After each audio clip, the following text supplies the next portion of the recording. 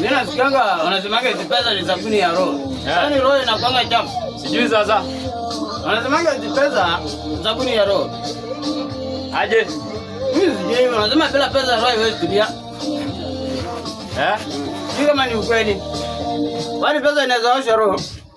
Kuna uwezekano, alafu tena ukipata pesa unakosa amani.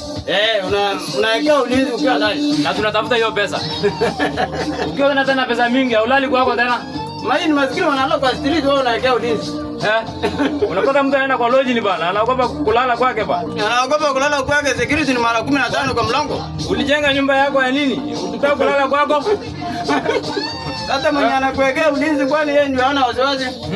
Hata unaweka watchman kwako akuchunge na ulali kwako. Mimi nasikia hii watu wa pesa bwana, hata akiwa kwake nyumbani akona wasiwasi, anafikiria huko kwa banki pesa inaenda. Hakuli.